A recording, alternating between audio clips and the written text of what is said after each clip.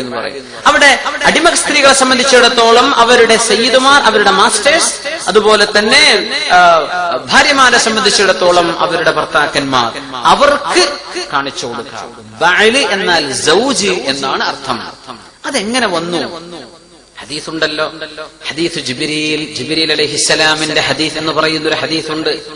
ഇദാ വലദത്തിൽ അമതു ബഅലഹ, അന്ത്യനാളിന്റെ അടയാളങ്ങൾ പറഞ്ഞൊരു ഹദീസാണത്. ഹദീസ് ജിബ്രീൽ, വളരെ ദീർഘമായ ഒരു ഹദീസാണ്. ജിബ്രീൽ അലൈഹിസ്സലാത്തു വസ്സലാം റസൂലുള്ളാഹി സ്വല്ലല്ലാഹു അലൈഹി വസല്ലം തങ്ങളുടെ അടുത്ത് ഒരു മനുഷ്യന്റെ രൂപത്തിൽ വന്ന് ഒരു യാത്രക്കാരനെ പോലെ വന്നിരുന്ന് കുറെ ചോദ്യങ്ങൾ തങ്ങളോട് ചോദിച്ചു. തങ്ങൾ മറുപടി കൊടുത്തു. മറുപടി ശരിയാണെന്ന് പറഞ്ഞു. അങ്ങനെ ഒരു ദീർഘമായ ഹദീസ്. അതിന്റെ അവസാന ഭാഗം ജിബ്രീൽ അലൈഹിസ്സലാം ചോദിച്ചുവല്ലോ, അല്ലേ? എന്താ ചോദിച്ചത്? നബിയെ, എപ്പോഴാണ് ഖിയാമത്ത് നാൾ? എന്നാണ് ഖിയാമത്ത് നാൾ? മതസ്സാഅ, എന്നാണ് അന്ത്യനാൾ? അതിന്റെ ഡേറ്റ് എന്നാണ്? അത് 2012 ആണെങ്കിൽ ആ ചോദ്യത്തിന് മറുപടി പറയും റസൂലുള്ളാഹി സ്വല്ലല്ലാഹു അലൈഹി വസല്ലം 2012 അല്ലേ? ഞങ്ങൾ പറഞ്ഞിട്ടുണ്ടോ? ഇല്ല. അങ്ങനെയൊക്കെ ഒരു റൂമറൊക്കെ നടക്കുന്നുണ്ട്. ആരൊക്കെയോ എന്തെങ്കിലുമൊക്കെ ഒരു അനിമേഷൻ മൂവി എടുത്ത് വിട്ടാൽ പിന്നെ ആൾക്കാർ പേടിച്ച് നടക്കാൻ 2012 ഡിസംബർ ആകുമ്പോഴേക്കും ഖിയാമത്ത് സംഭവിക്കുന്നു. സുബ്ഹാനല്ലാഹ്. അങ്ങനെ ഉണ്ടെങ്കിൽ അള്ളാന്റെ റസൂൽ പറഞ്ഞില്ലേ മുഅ്മിനീങ്ങളെ, ഇത്ര കൊല്ലം കഴിഞ്ഞാലെന്ന് അള്ളാഹുവിന്റെ റസൂലിന് കിട്ടാത്തൊരു ഇൽമ് ഒരു മായാവിശ്വാസിക്കും ഒരു മായൻ സംസ്കാരക്കാരനും കിട്ടൂല. വഹി വരുന്ന നേർക്കുനേരെയുള്ള സാറ്റലൈറ്റ്, നേർക്കുനേരെയുള്ള കണക്ഷൻ, ഇൽമിന്റെ ഫ്ലോ വരുന്നത് ആർക്കാ? റസൂലുള്ളാഹി സ്വല്ലല്ലാഹു അലൈഹി വസല്ലം. തങ്ങൾ എന്താ പറഞ്ഞത്? മൽ മസ്ഊലു അൻഹാ ബിഅലമ മിനസ് സായിൽ. The one question knows no better than the questioner. ചോദിച്ച നിങ്ങളെക്കാൾ ചോദിക്കപ്പെട്ട എനിക്ക് അതിനെ സംബന്ധിച്ച് അറിയൂല ജിബ്രീൽ അലൈഹിസ്സലാം. നിങ്ങളും ഞാനും അതിൽ സമമാണല്ലോ. അപ്പൊ ചോദിച്ചതാണ്, എന്നാ പിന്നെ വല്ല അടയാളങ്ങളും ഉണ്ടോ? അടയാളമുണ്ട്. 2 അടയാളം പറഞ്ഞു. 2 വാക്കുകൾ. ഇദാ അൻ തലിദൽ അമതു റബ്ബതഹ എന്നാണ് പ്രസിദ്ധമായ റിവായത്തുകളിൽ. ഇവിടെ മറ്റൊരു റിവായത്തിൽ വന്നിട്ടുണ്ട്, ഇദാ വലദത്തിൽ അമതു ബഅലഹ, ഒരു അടിമ സ്ത്രീ തന്റെ യജമാനനെ പ്രസവിച്ചാൽ, ഒരു അടിമ സ്ത്രീ തന്റെ യജമാനനെ പ്രസവിച്ചാൽ. അതിന് പല അർത്ഥങ്ങളുമുണ്ട്. അടിമ സ്ത്രീകളുടെ സമ്പ്രദായം വർദ്ധിക്കുകയും അടിമ സ്ത്രീയെ കല്യാണം കഴിച്ച് ആ അടിമ സ്ത്രീക്ക് ഒരു കുട്ടിയുണ്ടായാൽ, ഒരു കുട്ടി ജനിക്കലോടുകൂടെ ആ അടിമ സ്ത്രീ പിന്നെ സ്വതന്ത്രയായി മാറും എന്നാണ് ശരീഅത്തിന്റെ നിയമം. ഉമ്മു വലത് എന്നാ പറയാ.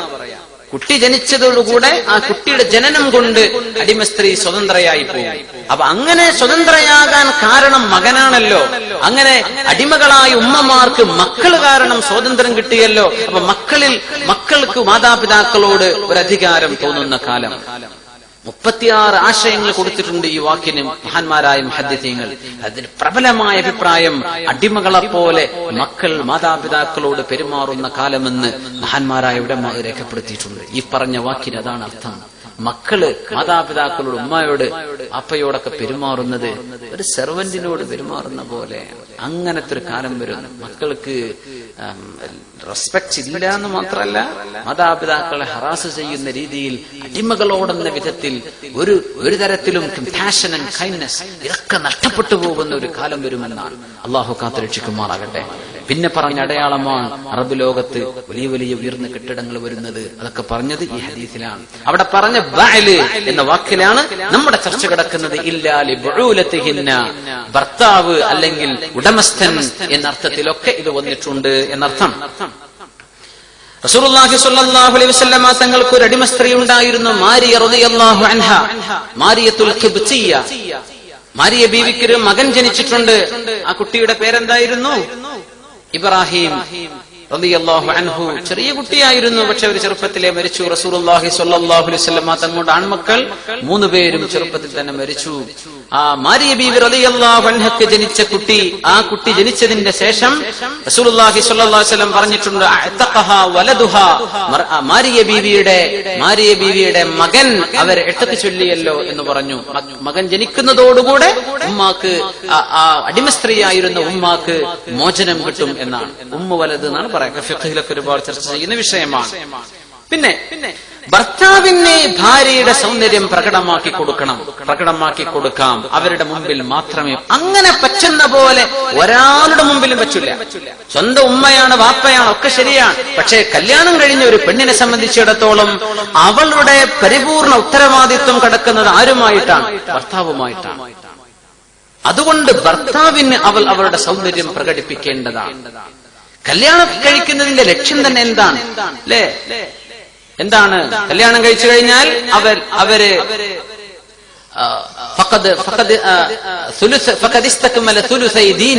ദീനിന്റെ 2 ഭാഗം തന്നെ പൂർത്തിയാക്കി കഴിഞ്ഞു എന്നാണ് അല്ലേ? തഹ്സീനുൽ ഫർജ്, ഒരു മനുഷ്യന് വൈകാരികമായ ചിന്തകൾ ഇല്ലാതിരിക്കാനാണ് വിവാഹം ചെയ്യുന്നത്. വൈവാഹിക ജീവിതം എന്നത് ഭാര്യയ്ക്കും ഭർത്താവിനും അവരുടെ ചിന്തകൾ ശിഥിലമായി പോകാതെ, ഹറാമിലേക്ക് ചിന്ത വരാതെ ജീവിക്കാൻ അള്ളാഹു അനുവദിച്ചു കൊടുത്തിട്ടുള്ള അള്ളാഹുവിന്റെ ദീനിന്റെ ചര്യയാണ് നിക്കാഹ് അല്ലെങ്കിൽ കല്യാണം. നിക്കാഹ് ചെയ്ത് കഴിഞ്ഞിട്ടും ഒരു മനുഷ്യൻ വായി നോക്കിയായി നടക്കുക എന്ന് പറഞ്ഞാൽ അവന് നല്ല ഷുഡ് ബി റിപ്രിമാൻഡഡ്. അത് ഭയങ്കര ഗുരുതരമാണ്. നിക്കാഹ് ചെയ്ത മനുഷ്യന്റെ കണ്ണ് സൂക്ഷിക്കാനാ നിക്കാഹ്. അതിന്റെ മുമ്പ് തന്നെ സൂക്ഷിക്കണം. നിക്കാഹ് കഴിഞ്ഞാൽ ബിൽ ഔല അല്ലേ? മനുഷ്യന്റെ ഫർജ് സൂക്ഷിക്കണം, അവന്റെ കണ്ണ് സൂക്ഷിക്കണം.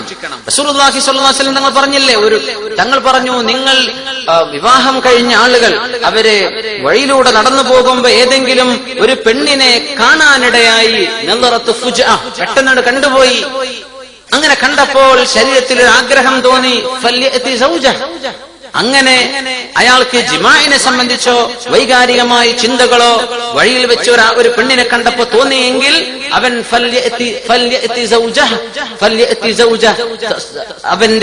അവന്റെ ഭാര്യയുടെ അടുത്ത് അവൻ ചെല്ലട്ടെ, എന്നിട്ട് അവളുമായി അവൻ ശാരീരികമായി ബന്ധം പുലർത്തിക്കോട്ടെ. ആ കണ്ടവളുടെ അടുത്തുള്ളത് തന്നെയാണ് ഇവരുടെ അടുത്തുമുള്ളത് എന്ന് റസൂലുള്ളാഹി സ്വല്ലല്ലാഹു അലൈഹി വസല്ലം. ഇതിന്റെ സൈക്കോളജിക്കൽ ആൻഡ് ഫിസിക്കൽ ട്രീറ്റ്മെന്റ്, അതേ ഇതിന് വഴിയുള്ളൂ. തങ്ങൾ പറയാം, അത് വളരെ വ്യക്തമായിട്ട് പറഞ്ഞേ നമ്മൾ ഹറാമിൽ ചെന്ന് ചാടാതിരിക്കാൻ വേണ്ടി. ഭാര്യമാർ അവരുടെ സൗന്ദര്യം കാണാൻ അനുവദിക്കപ്പെട്ടിട്ടുള്ളത് അവരുടെ ഭർത്താക്കന്മാർക്ക് മാത്രമാണ്. ഇത് കുല്ലു മഹല്ലിൻ മിൻ ബദനിഹാ ഹലാലുൻ ലഹു ലദ്ദതൻ വനദറ. ഇതാണ് ദീനിന്റെ കാഴ്ചപ്പാട്. ഒരു പെണ്ണിനെ സംബന്ധിച്ചിടത്തോളം അവരുടെ ശരീരത്തിന്റെ മുഴുവൻ ഭാഗവും ഭർത്താവിനെ കാണാനും ആസ്വദിക്കാനും അനുവദിക്കപ്പെട്ടതു തന്നെ. അതുകൊണ്ട് ഭർത്താവിന് കാണിച്ചു കൊടുക്കാം എന്ന് പറഞ്ഞ ആ കാറ്റഗറിയിലല്ല ഇനി പറയാൻ പോകുന്ന 11 പേരുടെയും അവസ്ഥ. ഭർത്താവിന് കാണാൻ പറ്റിയതൊക്കെ നേരത്തെ പറഞ്ഞ ആളുകൾക്ക് കാണാൻ പറ്റുന്നാണോ? അല്ല, ഒരിക്കലുമല്ല. അതൊന്ന് വേറെയാണ്. സുബ്ഹാനല്ലാഹ്. ഇന്ന് സംഭവിക്കുന്ന പ്രശ്നം അതല്ല. ഭാര്യമാര് അണിഞ്ഞൊരുങ്ങുന്നുണ്ട്, ഭാര്യമാർ നല്ല വസ്ത്രം ധരിക്കുന്നുണ്ട്, അവര് നല്ല സുഗന്ധം പൂശുന്നുണ്ട്, നല്ല ഉഷാറായിട്ട് നടക്കുന്നുണ്ട്. എപ്പോ? കല്യാണത്തിന് പോകുമ്പോ, പുറത്തു പോകുമ്പോ. ഈ ഭർത്താവ് വീട്ടിലേക്ക് കയറി വരുമ്പോ ഭവമായ പെണ്ണ് അധ്വാനിക്കാൻ, അവള് ജോലി ചെയ്ത വിഷമത്തിലാണ്, ഒക്കെയാണ്. അത് ഒരു അഴുക്കിലും വൃത്തിയില്ലാതെയും ദുർഗന്ധത്തോടും കുളിച്ചിട്ടില്ലാതെയും ഒക്കെ ആയാൽ കുടുംബത്തിൽ മാനസികമായ പ്രശ്നങ്ങൾ വരും, സ്വാഭാവികമാണ്. അല്ലാഹു തആല ഹലാലാക്കിയത് എന്തിനാണ്? 2 പേർക്കും ഹറാമിലേക്ക് പോകാതിരിക്കാൻ, അല്ലാഹുവിനെ സംബന്ധിച്ച് ചിന്തിക്കാനും ഇബാദത്തിനും നമ്മൾ അല്ലാഹുവിനെ അറിയാനും ദീനിൽ ഇബാദത്ത് വർദ്ധിപ്പിക്കാനും ഒക്കെ മനുഷ്യന്റെ വൈകാരികമായ ആഗ്രഹങ്ങൾ അടങ്ങണ്ടേ? നിസ്കാരത്തിൽ പോലും നല്ല നിക്കാഹിന്റെ വിഷയം വളരെ ഗൗരവമല്ലേ? വളരെ ഗൗരവമാണ്. നിസ്കരിക്കുന്ന ഒരു മനുഷ്യൻ നിസ്കാരത്തിൽ പോലും ഒരു കോൺസെൻട്രേഷൻ കിട്ടണമെങ്കിൽ അവന്റെ വൈകാരികമായ ആഗ്രഹങ്ങൾ അടങ്ങിയിരിക്കണം. അതിനാണ് ഫഖദ അഹ്റസ സുലുസ്, ദീനിന്റെ 2 ഭാഗവും പൂർത്തിയാക്കി കഴിഞ്ഞു നിക്കാഹ് ചെയ്യുന്ന മനുഷ്യൻ എന്ന് പറയാൻ കാരണം. അത് പൂർത്തിയാക്കി കൊടുക്കാൻ ഭർത്താവിന്റെ ഭാഗത്തും ശ്രമം വേണം, ഭാര്യയുടെ ഭാഗത്തും ശ്രമം വേണം. അവളുടെ സൗന്ദര്യം അവൾ കാണിക്കാൻ അള്ളാഹു അനുവദിച്ചത് ഒരേ ഒരാൾക്ക് മാത്രം, തന്റെ ഭർത്താവിന് മാത്രമേ അവളുടെ സൗന്ദര്യം കാണിക്കാൻ അള്ളാഹു അനുവദിച്ചിട്ടുള്ളൂ. വല്ലദീന ഹും ലിഫുറൂജിഹിം ഹാഫിളൂൻ, ഫർജുകളെ സൂക്ഷിക്കുന്നവർ ഇല്ലാ അലാ അസ്വാജിഹിം, അവരുടെ ഭാര്യ ഭർത്താക്കന്മാരിൽ ഒഴികെ അവർക്ക് വിരോധമില്ല. ഔ മാ മലക്കത് ഐമാനുഹും, അല്ലെങ്കിൽ അടിമ സ്ത്രീകൾ. അതൊന്നും നിലവിലില്ലാത്തത് കൊണ്ട് ചർച്ച പ്രസക്തമല്ല. ഫഇന്നഹും ഗൈറു മലൂമീൻ, അവർക്ക് യാതൊരു ആക്ഷേപവുമില്ല, അത് ഹലാലു തന്നെ എന്നർത്ഥം. അതുകൊണ്ട് ഈ വിഷയത്തിൽ ഭാര്യമാരും പെണ്ണുങ്ങളൊക്കെ ഒന്ന് ശരിക്ക് ശ്രദ്ധിക്കണം. അവനവന്റെ ഭർത്താക്കന്മാർക്ക് വേണ്ടി അവര് അണിഞ്ഞൊരുങ്ങേണ്ടവരാണ്. അവർക്ക് വേണ്ടി അവർ സുഗന്ധം പുരട്ടണം. അതല്ലേ ആയിഷ ബീവി, ഫാത്തിമ ബീവി റളിയല്ലാഹു തആല അൻഹ കല്യാണം കഴിക്കാൻ പോകുമ്പോ അലി റളിയല്ലാഹു അൻഹു ആണ് പുതിയാപ്പിള അല്ലേ. പുതിയാപ്പിളയോട് ചോദിച്ചു, അലി തങ്ങൾ ഖിത്ബത്ത് ചെയ്തു, നബി തങ്ങളെ റസൂലുള്ളാഹി സ്വല്ലല്ലാഹു അലൈഹി വസല്ലം അങ്ങയുടെ ഭാര്യ, അങ്ങയുടെ മകൾ ഫാത്തിമ ബീവി റളിയല്ലാഹു അൻഹയെ ഞാൻ കല്യാണം കഴിക്കട്ടെ.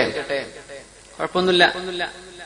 നമ്മുടെ നാട്ടിലൊക്കെ ചോദിച്ചാൽ വലിയ പ്രശ്നമാകും. പിന്നെ അയാൾക്ക് എന്തായാലും കെട്ടിച്ചു കൊടുക്കൂല അല്ലേ, വേറെ ആർക്ക് കെട്ടിച്ചു കൊടുത്താലും ചോദിച്ചല്ലോ, ഒരു കുഴപ്പമില്ലൊന്നും, ഒരു കുഴപ്പമില്ല. അപ്പോ തങ്ങൾ ചോദിച്ചു, അലി തങ്ങളെ നിങ്ങളുടെ കയ്യിൽ മഹർ എന്താ ഉള്ളത്? അപ്പോ അവരുടെ കയ്യിൽ അവരുപയോഗിക്കുന്ന ഒരു വാളുണ്ട്, അത് മാത്രമേ, വേറൊന്നുമില്ല, വേറൊരു ഡെപ്പോസിറ്റ് ഒന്നും ഇല്ലല്ലോ, ഒരു വാൾ. എന്നാ പിന്നെ അലി നിങ്ങൾ ആ വാള് വെച്ചോളൂ, അത് അതിന്റെ മൂല്യം നിങ്ങൾ ഫാത്തിമ ബീവിക്ക് മഹറായിട്ട് നിശ്ചയിക്കാം. അങ്ങനെ അത് കൊണ്ടുവന്നു, കാശ് കൊണ്ടുവന്നു. തങ്ങൾ എന്താ പറഞ്ഞത്? ആ വാള് വിറ്റ് കിട്ടിയ പൈസയുടെ 2/3 2/3 എന്താ ചെയ്തത്? ആ സംഖ്യയുടെ 2/3 ഭാഗം കൊണ്ട് ത്വയ്യിബ് സുഗന്ധം വാങ്ങിച്ചോളൂ, 1/3 കൊണ്ട് നിങ്ങൾക്ക് ആവശ്യമുള്ള പാത്രങ്ങളോ പുതപ്പൊക്കെ വാങ്ങിച്ചോളൂ എന്ന് പറഞ്ഞ അലി റളിയല്ലാഹു അൻഹുവിനെ അങ്ങാടിയിലേക്ക് പറഞ്ഞയച്ചു. 2/3 ഭാഗം കൊണ്ട് സുഗന്ധം വാങ്ങാനാ പറഞ്ഞയച്ചു. സുഗന്ധം എന്താന്ന് വെച്ചാൽ അത് കുടുംബജീവിതത്തിന്റെ വലിയൊരു ഘടകമാണ്. നമ്മളൊക്കെ മനുഷ്യന്മാരല്ലേ, നമ്മളൊക്കെ മനുഷ്യന്മാരാണ് അല്ലേ. മനുഷ്യന്മാരായ ആളുകളിൽ ഇത്തരത്തിലുള്ള ഇഹ്സാസുകൾ, വൈകാരികമായ ചിന്തകൾ, അതുപോലെ തന്നെ സ്നേഹപ്രകടനങ്ങൾ, ഇതിനൊക്കെ നല്ല വൃത്തിയും അതുപോലെ തന്നെ നല്ല സുഗന്ധവും ഒക്കെ ആവശ്യമാണ്. ഇത് റസൂലുള്ളാഹി സ്വല്ലല്ലാഹു അലൈഹി വസല്ലം അവരുടെ മകളുടെ വിഷയത്തിൽ റസൂലുള്ളാഹി സ്വല്ലല്ലാഹു അലൈഹി വസല്ലം തങ്ങളുടെ വസിയത്ത് തന്നെ സുലുസൈ, അതിന്റെ സുലുസൈന് 2/3 കൊണ്ടും സുഗന്ധം വാങ്ങിക്കൊള്ളുന്ന. സുബ്ഹാനല്ലാഹ്. അപ്പോ പെണ്ണുങ്ങളാണെങ്കിലോ പുറത്തു പോകുമ്പോ അവർ സുഗന്ധം ഉപയോഗിക്കാനും പാടില്ലാത്തൊരു, അതിനെ സംബന്ധിച്ചുള്ള ഹദീസ് വഴി വരുന്നുണ്ട് ഇൻഷാ അല്ലാഹ്. പിന്നെ മറ്റൊരു വിഷയം, ശരീരം മുഴുവനും ഹലാലാണ് എന്ന് വന്നപ്പോ ഒരു പെണ്ണിനെ സംബന്ധിച്ചിടത്തോളം, ഒരു പുരുഷനെ സംബന്ധിച്ചിടത്തോളം ഭാര്യയിൽ അവളുടെ ശരീരത്തിന്റെ മുഴുവൻ ഭാഗവും കാണൽ അനുവദനീയമാണ് എന്ന് വന്നാൽ അവരുടെ ഗുഹ്യസ്ഥാനം കാണൽ ഭർത്താവിന് അനുവദിക്കപ്പെട്ടിട്ടുണ്ടോ ഇല്ലയോ? ഇഖ്തലഫന്നാസ്, അതിൽ ഇഖ്തിലാഫുണ്ട്, അഭിപ്രായ വ്യത്യാസങ്ങളുണ്ട്. പക്ഷെ അതിൽ ഏറ്റവും ഏറ്റവും മുഅ്തമദായ പ്രബലമായ അഭിപ്രായം യജൂസു, ജായിസാണെന്നാണ്. പക്ഷേ റസൂലുള്ളാഹി സ്വല്ലല്ലാഹു അലൈഹി വസല്ലമ തങ്ങൾ അത് കണ്ടില്ല, ആയിഷ ബീവി റളിയല്ലാഹു അൻഹയും അത് കണ്ടില്ലെന്ന് ഹദീസുകളിൽ വന്നിട്ടുണ്ട്. പക്ഷെ ഭർത്താവിനത് ജായിസാണ്. എന്നാലും ഇമാമുന ഖുർത്തുബി തങ്ങൾ പറഞ്ഞു, അങ്ങനെയൊക്കെ ആണെങ്കിലും ഒരു ഹദീസ് കൂടെ നോക്കി വെക്കുന്നത് നല്ലതാണ്. അന്നദറു ഇലൽ ഫർജി യൂരിസു ത്വമസ, ഗുഹ്യഭാഗത്തേക്കുള്ള നോട്ടം കണ്ണിൽ അന്ധത ഉണ്ടാക്കും എന്ന ഹദീസ് സ്വഹീഹാണ്. കണ്ണിന് പിൽക്കാലത്ത് വരുമ്പോ വല്ലാതെ കണ്ണിന്റെ കാഴ്ച കുറഞ്ഞു പോകാൻ തിമിരം കാരണമാകാം, ഈ നോട്ടവും കാരണമായേക്കും എന്ന് റസൂലുള്ളാഹി സ്വല്ലല്ലാഹു അലൈഹി വസല്ലം. അതിന്റെ പേരിൽ തഅദ്ദുബൻ, അദബും അച്ചടക്കവും നോക്കിയാൽ അത്